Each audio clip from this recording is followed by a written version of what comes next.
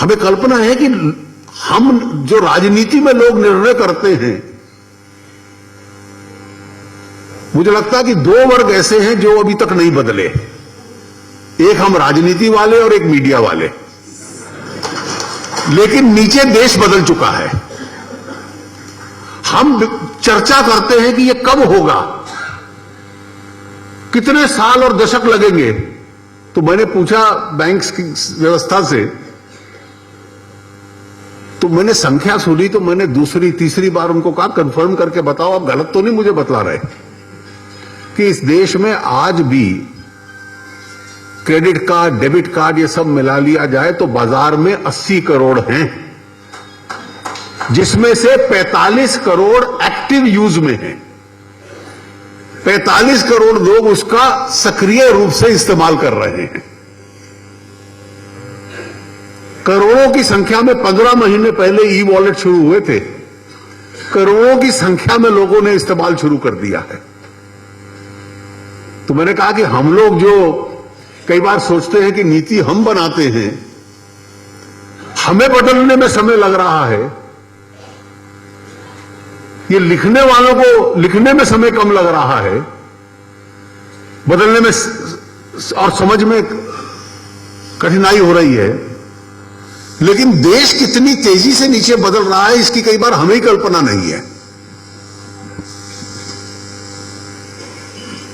और आप इसकी कल्पना अगर देखें कि पेपर करेंसी कम हो जाती है, ये डिजिटल और करेंसी बढ़ती है, और जितना व्यवसाय इसका बढ़ता है उसका असर क्या है।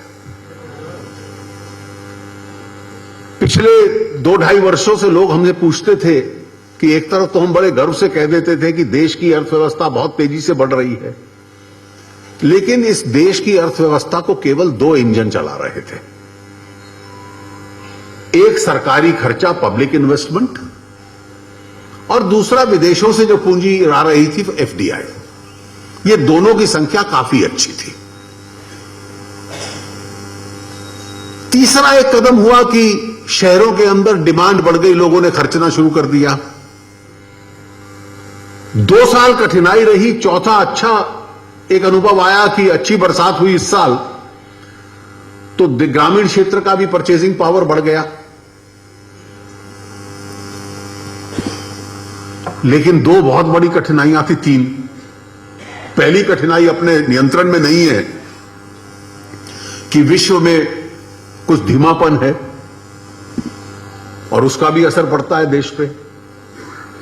दूसरी कठिनाई थी कि यूपीए के जमाने से जो बैंकों ने इतने लोन दिए हुए थे, कई एनपीए हुए थे, तो बैंकों की जो क्षमता थी अर्थव्यवस्था को सपोर्ट करने की, वो कमजोर हो रही थी। Ability of banks to support the economy.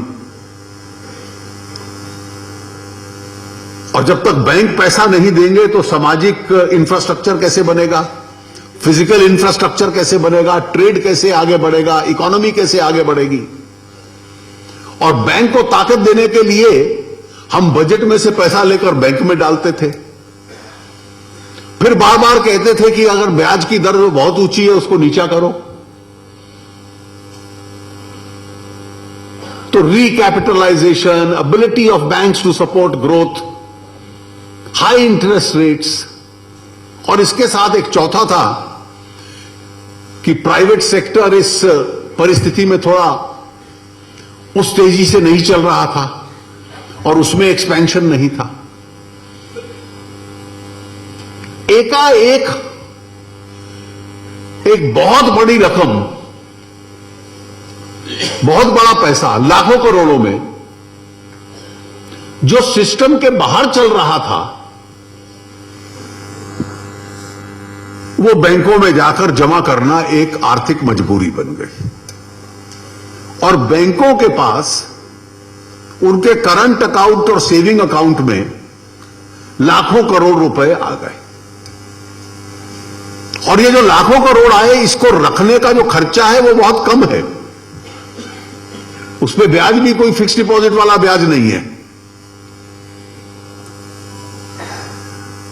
अब बैंकों की एकाएक क्षमता आने वाले कल में उसको दोबारा ऋण में देने के लिए ट्रेड को, इंडस्ट्री को, सोशल सेक्टर को, इंफ्रास्ट्रक्चर को वो पैसा देने में एकाएक बढ़ जाती है।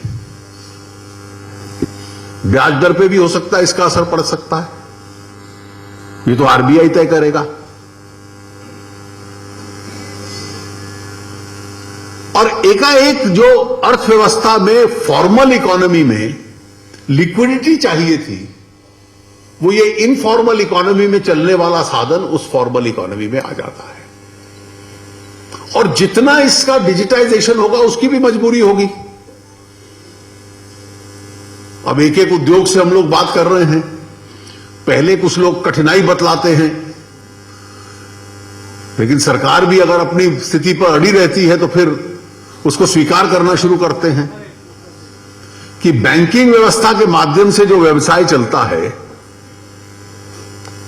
अब उसके आधार पर राज्यों का टैक्स कलेक्शन, केंद्र का tax collection, indirect tax collection, direct tax collection दोनों बढ़ते हैं। इकोनॉमी जो है वो बढ़ती है।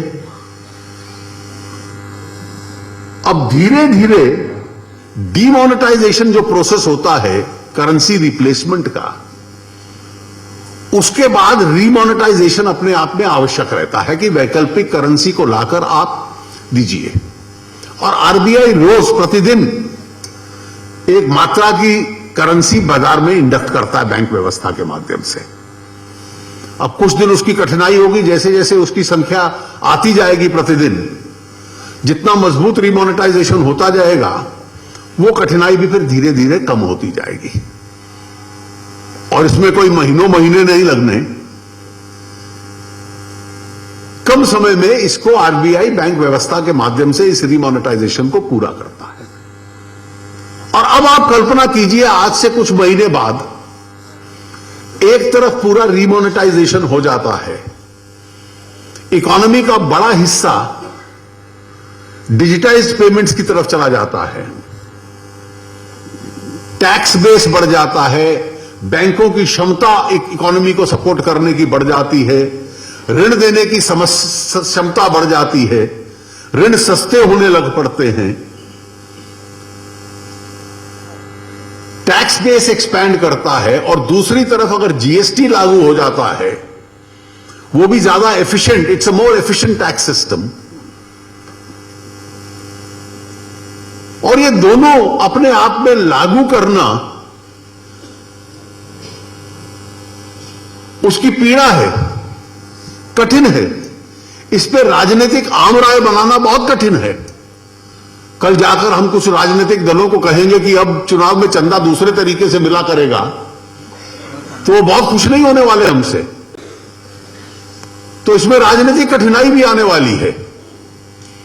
लेकिन इस सब को पार करके अगर किसी नेता में इतनी ताकत है, राजनीतिक भी, निर्णय लेने के भी और नैतिक भी, कि मैं इन दोनों को लागू कर दूं, तो आज से कुछ महीने बाद देश में व्यवसाय करना, देश की अर्थव्यवस्था का एक हिस्सा बनना, वो एक प्रकार से दूसरी कल्पना बन जाती है। तो इसीलिए मैं हमेशा ये कहता हूं कि prime minister Modi has redefined the new normal for India.